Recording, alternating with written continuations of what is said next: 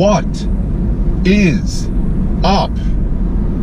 How you doing? It's been a little while. I've had to, do stuff. I'm a busy man. Ish. So, it's about mid-January, right? And January is conventionally a time of New Year's resolutions. New Year's resolutions are conventionally a time of lying and horrendous failure. Let's just be honest about that. So what I would like to do is offer my 2 cents into something that I can actually speak a little bit about with some expertise, and that is the 5 biggest mistakes that people make when they're getting into fitness, the gym lifestyle, especially young guys going in there trying to build some muscle, their New Year's resolution is I'm gonna build some muscle, get fit, get strong, all that sort of stuff. This is gonna be geared to you. So here, without further ado, this is the top 5 biggest mistakes guys make going into the gym for the first time and trying to build muscle. Number 1, the very first thing is putting a massive overemphasis on protein in your diet. This still goes on, regardless of the level of person we're talking at here. This goes on for a lot of people in the sort of iron game. Protein is not something that you need 2 grams per pound of body weight of to put on muscle. It's not. There's a massive overemphasis on it. What it does do at 2 grams per pound of body weight is put an enormous strain on your kidneys.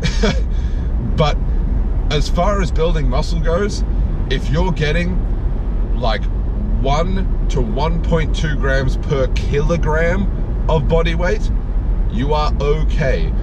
Plus, you're a beginner. This is for beginners. You can do anything and put on muscle, put on strength, put on size. You're like an anabolic sponge right now. This is, you don't need to be eating just chicken and broccoli, chicken and broccoli, chicken and broccoli. That's not how it works. Like, there is actual studied research on this as well. So this isn't just bro sciencing out my ass here. Like, a sedentary person needs 0.6 grams of protein per kilogram of lean muscle mass to maintain that lean muscle mass doing nothing. So at maximum, if you double that, that's where you want to be, because too much protein is a bad thing. You hear too much protein, no, you just shit it out, man, it'll be fine. Yeah, but what do you think it has to pass through before that happens? And a calorie is a calorie. So it's not like protein just reaches this magical threshold and then just gets cleared from the body. That's not how it works. So don't overemphasize protein. Also, in the same vein, don't be so scared of carbs, especially if you're a beginner who is underweight. You need as much fuel as you can, and carbohydrates are gonna help you put on that body weight that you actually need. Don't be so concerned at the start, I've mentioned this before in another video, about staying at 4 to 5% body fat or getting there and getting lean muscle put on. That's not how it works, all right? Eat enough food, don't smash too much protein, don't get obsessed with it, and make sure that you're getting quality carbs to actually give yourself energy and to drive some of that protein into the muscles and just help yourself generally be in a calorie surplus. Number 2, and this is a big one, this is coming straight from the heart here, and that is not forming a solid foundation of big barbell movements. If you are doing anything, getting fit, losing weight, putting on muscle, a foundation of big barbell movements and building a strength base with correct form is going to help you achieve those goals 10 times faster than if you didn't do that. We're talking your overhead press, your squat, your deadlift, your bench press, stuff like that. If you front load your workouts, use the correct technique, take the time, get a trainer who knows what they're doing, take the time to actually master the basics and build up your strength, the muscle, the fitness, the weight loss will follow. All the other stuff after that is garnish, all right? You pay enough attention to these movements, you get result. End of story. Number 3. The third one's a pretty big one. Once again, this applies to a lot of levels of fitness, not just the beginners, but it is important. And that is not resting enough and not getting enough sleep. So if you were to just walk into the gym fresh off the street, never, underwent any physical conditioning before that, you're not going to be able to train 6 times a week effectively without running yourself into a useless heap of crap.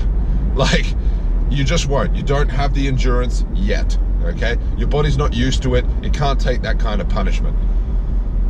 A 3-day split, correctly managed, as I said, get a trainer who knows what they're doing, and a 3-day split with correct management is more than enough. Make sure that you're using those days to rest and refuel, eat enough food, as I mentioned before, and even the experienced trainers here follow this advice. This no days off because it's lazy is bullshit, okay? Your body needs recovery time. Your nervous system needs recovery time. And as well, making sure that you're getting at least 7 hours of sleep, because sleep is the king of recovery and muscle building.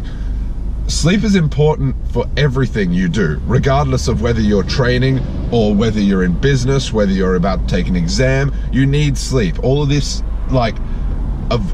sacrificing sleep stuff is going to be counterintuitive. And if you're someone who says, oh, well, I always function on 4 hours of sleep and I'm absolutely fine, imagine how good you could be if you had 6 hours of sleep, or 7 or 8, okay? Yeah, I don't want to spend my whole day in bed either. But if this is something you're serious about, treat your body with some respect and let it recover. Number 4. Number 4 is a big one. Number 4 is going to help you understand that progress is slow, because number 4 is when I first started, I didn't realize how ubiquitous and humongous and also swept under the rug of ignorance that anabolic steroid use was in the fitness game. So, YouTube, Instagram, Facebook, social media, all these fitness celebrities, there is a lot of anabolics there, okay? Even the people that are like, yeah, Lifetime Natural, all this, it's bullshit. It is, a lot of it. I'm not saying there aren't exceptions out there, but you've got to be wary, and it's something that you wise up to as you get into the iron game. But at the start, don't judge yourself to that standard. Just don't do it, because it's unrealistic. If you're a natural trainer, and I don't have any problem if you're not, but if you're a natural trainer, you're just someone just getting into the gym for the first time, you have no intention to use any of those substances, don't think you're going to be walking around like all of these social media celebrities you see with the 2% body fat, massive fullness, vascularity, walking around like that year round. It does not happen. It's absolute bullshit. Do not hold yourself to that standard. Be realistic. Appreciate the progress, as I said, is going to be slow. Apply yourself to it. And hey, if you want to jump on the anabolics bandwagon, whatever, it's your own body, it's your own fucking business. I've said that before. It's not for everyone, but the people who do, just make sure you get someone who is mentoring you, who knows a little bit about that and knows what they're doing. But as I said, don't hold yourself to those standards, because a lot of those people aren't fighting the same fight you are. Number 5. And number 5 is also a big one. Number 5 is not being completely consumed by the gym life, quote unquote gym life. Because young guys especially, it's starting to happen to young girls now as well, but young guys just seem to get swallowed by it. You've got to realize that there is a life outside of the gym. Yes, you have to do things 24/7 outside of the gym to maximize your progress inside the gym. So if you want to get stronger, you're obviously going to have to make some lifestyle changes. If you want to get more in shape, if you want to get fitter, there's going to be lifestyle changes that accompany that. However, these people that sacrifice their entire social life, their work, their schooling, you know, just to be in the gym and get that little bit more progress, you've got to realize that in the grand scheme of things, it's not the end all be all, okay? You do not want to become socially inept in business, and just overall the only thing you have is your ability to shift something that weighs a little bit more than anyone else. That is not a good look. Some people can make their money in the fitness industry, but I guarantee all of those people, like take Arnold Schwarzenegger for example. This is an extreme example, but take Arnold Schwarzenegger. Arnold Schwarzenegger, Mr. Universe, politician, actor, you know, very successful in a lot of different aspects of his life. Yes, he applied himself fully to those aspects, but he is a gifted person. He had the gift of the personality, you know, he could socialize. A lot of these younger kids, before they've even learned to walk on their own, are getting consumed by this life of just lift, eat, can't have fun, can't do anything else outside of this. Gym is my life, I do nothing else. You will make yourself unhappy, and you will not be as successful in life as other people who are not doing that. And exercise should enhance your life, not detract from it. So those are my 5 big things, the 5 mistakes that I see people, especially New Year's resolutioneers, making as they develop and progress in their journey through their fitness lifestyle, whether it be weight loss, muscle gain, you know, fitness, anything like that. Hope that helps. That's my little 2 cents for today, and I'll see you next time.